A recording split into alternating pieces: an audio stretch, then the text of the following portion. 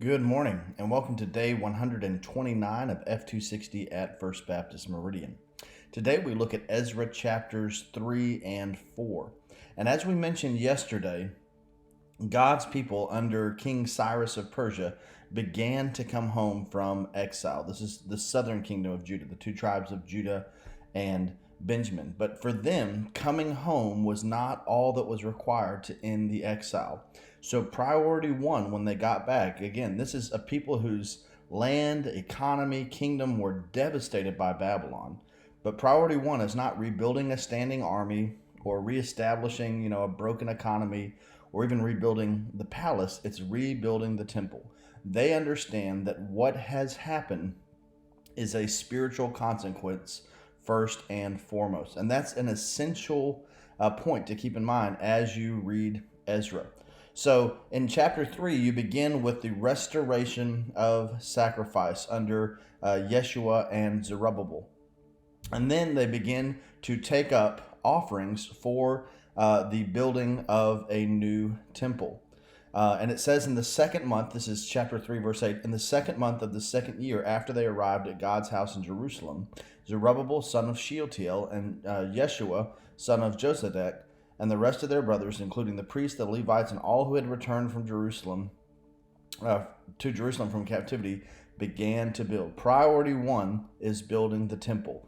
But you will notice in these chapters that they have several obstacles to that, because 10 through 12 talk about the laying the foundation of the temple. And when the temple foundation is laid, some of those, especially the younger guys who had not seen the previous temple, are excited, right? We're on the right course. But some of those who were older and had been there prior to exile and had seen the grandeur of Solomon's temple are dismayed. They're underwhelmed by this. This is what we'll talk about with the prophet Zechariah, who is addressing in chapter 4, the day of small things. I preached on that a few weeks ago. That don't despise the day of small things. For some of them, especially those who saw the kingdom as it was, this is underwhelming. This is insufficient. But for those who are trying to build something up, this is a step in getting where God wants us to go. So you'll notice that from the beginning of this temple project, they face discouragement, and they also face distraction, and then they face outright hostility. Some of the people who had been living in the land during the time when many of the Judeans are exiled desired a partner in this project. But for them, again, this is about restoring the covenant with God. So they're somewhat exclusivistic about this. This needs to be a Judean project.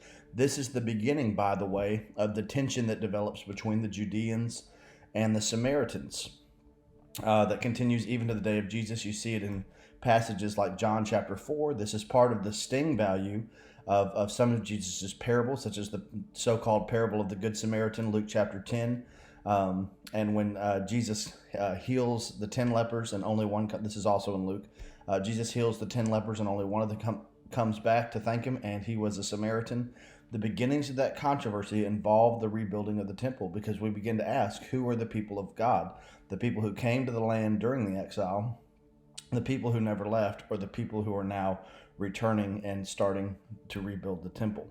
And that's still debated to this day among peoples over there. So they face discouragement that the temple is underwhelming. They face distraction in the sense of whether or not they will allow these other peoples to partner with them. And then they face outright hostility. When they turn these people down, they send a message to the king and essentially say, hey, you need to watch out for these people. They're troublemakers. They've been troublemakers to other nations in the past.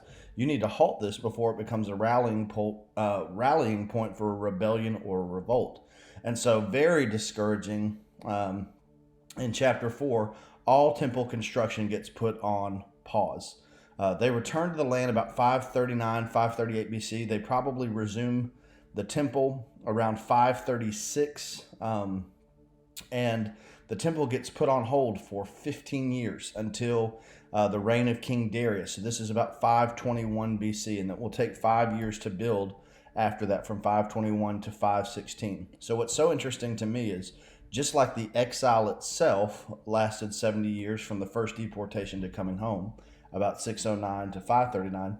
So also the destruction of the temple until its rebuilding lasts about 70 years, from when it was destroyed by Nebuchadnezzar in 587 to 586 to when it's finished being rebuilt in 516 or 517, some would say, BC. So again, the interesting thing for me is even when God is working, this is what we see in this passage, even when God is working, even when God has a clear mission and mandate from his people, that does not mean that they will not battle discouragement, distraction, and hostility.